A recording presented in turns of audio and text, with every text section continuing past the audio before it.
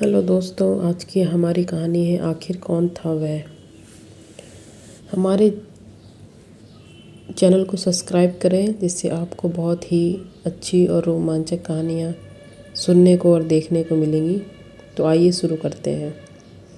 आधुनिक समय में भूत प्रेत अंधविश्वास के प्रतीक के रूप में देखे जाते हैं, पर कुछ लोग ऐसे भी हैं जो भूत प्रेतों के अस्तित्व को नकार नहीं सकते। कुछ लोग पढ़े लिखे जिन्हें भूत प्रेत पर विश्वास होता है, वह भी इन आत्माओं के अस्तित्व को नकार जाते हैं, क्योंकि उनको पता है कि अगर वह किसी से इन बातों का जिक्र किए तो सामने वाला भी यही बोलेगा। पढ़े लिखे होने के बाद भी आप ही कैसी बातें कर रहे हैं। और इस प्रश्न का उत्तर देने और लोगों के सामने अपने को गंवार समझे समझे जाने से बचने के लिए लोग इन बातों का जिक्र करने से बचते हैं। मैं आज यहाँ दो वृत्तांत का वर्णन करूँगा। इसको सुनने पढ़ने के बाद आपको क्या लगता है, अवश्य बताएं। घर में भी तो भूत प्रेत को नहीं मानता, पर कभी कभी कुछ ऐसी घटनाएं घट जाती हैं कि भूत प्रेत के अस्तित्व को नकारना बनावटी लगता है। बात कोई 15-16 साल पहले की है। मैं जिस जगह पर काम करता था वहीं पास में एक फ्लैट किराए पर लिया था। इस फ्लैट में मैं अकेले रहता था। हाँ, पर कभी कभी कोई मित्र संबंधी आदि भी आते रहते अतिथि। इस फ्लैट में एक बड़ा सा हॉल था और इसी हॉल से संबंध एक बाथरूम और रसोई घर। एक छोटे से परिवार के लिए फ्लैट बहुत ही अच्छा था। और सबसे ख़ास बात इस फ्लैट की ये थी कि यह पूरी तरह से खुला खुला था। मैं आपको बता दूं कि इस फ्लैट का हॉल बहुत बड़ा था और इससे पिछले छोर पर शीशे जुड़े दरवाजे लगे थे जिसे आप आसानी से खोल सकते थे। पर मैं इस हॉल के पिछले भाग को बहुत कम ही खोलता था, क्योंकि कभी कभी भूलवश अगर यह खुला रह गया तो बंदर आदि आसानी से घर में आ जाते थे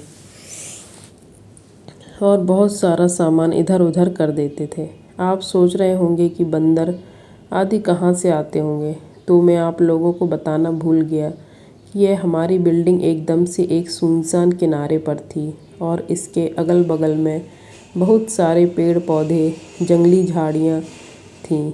अपने फ्लैट से नीचे झांकने पर सांप आदि जानवरों के दर्शन आम बात थी।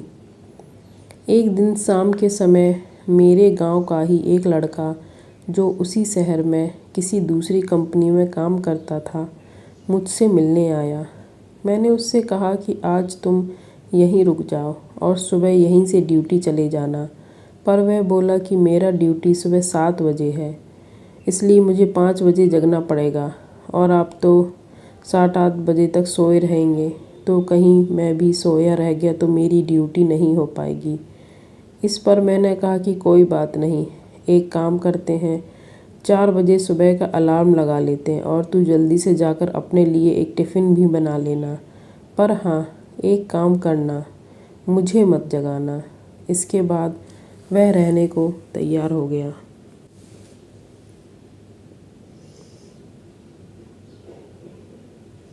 रात को खा पी कर लगभग 11:30 तक हम लोग सो गए। हम दोनों हॉल में ही सोए थे। मैं खाट पर सोया था और वह लड़का मेरे से 2 मीटर की दूरी पर चटाई बिछाकर नीचे ही सोया था। एक बात और, रात को सोते समय भी मैं हॉल में 0 वाट का बल्ब जलाकर रखता था। अचानक लगभग रात के 2 बजे मेरी नींद खुली। यहाँ मैं आप लोगों को बता दूं कि वास्तव में मेरी नींद खुल गई थी, पर मैं लेटे लेटे ही मेरी नज़र किचन के दरवाजे की ओर चली गई। मैं क्या देखता हूँ कि एक व्यक्ति किचन का दरवाज़ा खोलकर अंदर गया और मैं कुछ बोलूँ इससे पहले वो फिर से किचन का दरवाज़ा धीरे धीरे बंद हो गया। मुझे इसमें कोई हैरानी नहीं हुई, क्योंकि मुझे पता था कि गांव वाला लड़का ड्यूटी के लिए लेट ना हो, इस चक्कर में जल्दी जग गया होगा।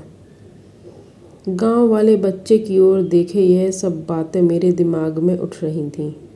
पर अरे यह क्या, फिर से किचन का दरवाज़ा खुला और उसमें से एक आदमी निकलकर बाथरूम में और फिर से बाथरूम का दरवाज़ा बंद हो गया।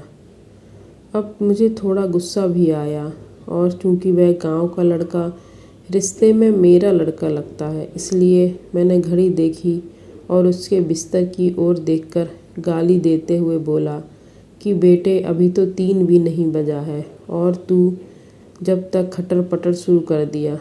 क्या इतना कहती अचानक मेरे दिमाग में यह बात आई कि मैं इसे क्यों बोल रहा हूँ, यह तो सोया है।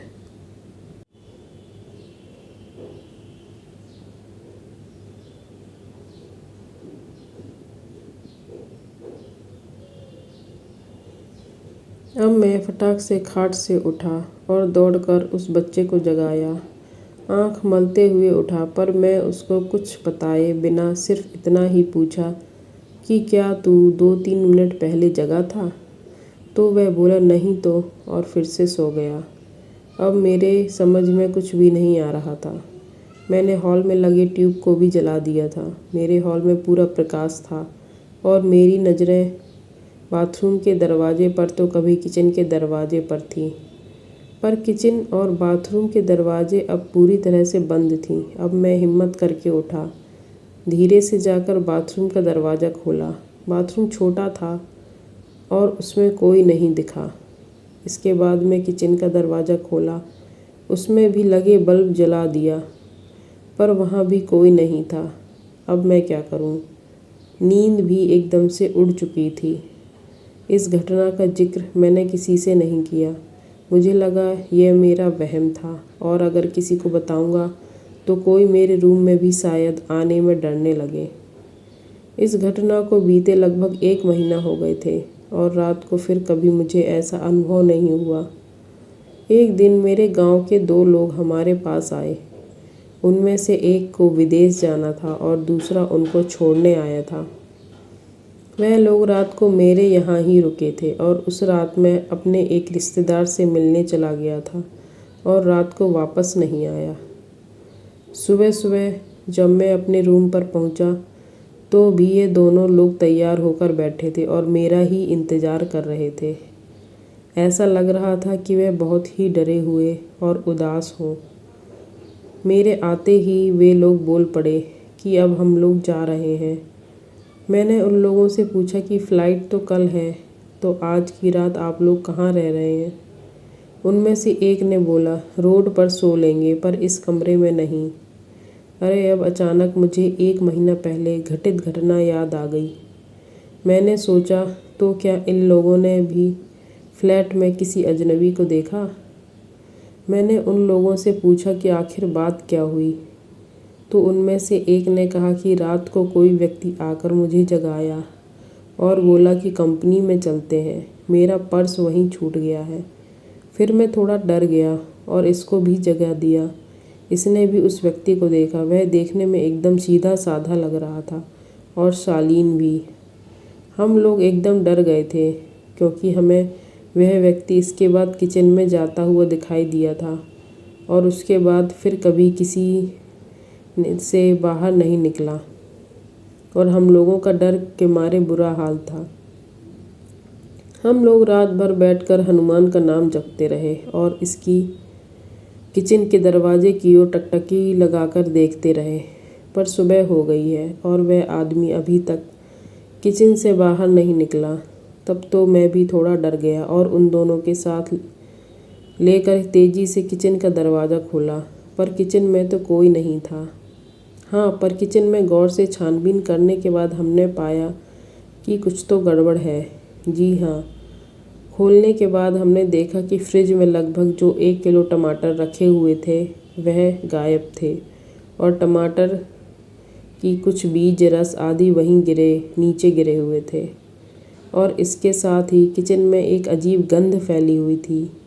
खैर, पता नहीं यह हम लोगों का वहम था या वास्तव में कोई आत्मा हमारे रूम में आई थी। मैंने इससे छुटकारा पाने के लिए फ्लैट को ही चेंज कर दिया और दूसरे बिल्डिंग में आकर रहने लगा। बट यह अभी तक नहीं पता चला कि आखिर वह आत्मा थी या कोई वहम। स्टोरी जानने के लिए हमारे चैनल को सब्सक्राइब करें। Thank you.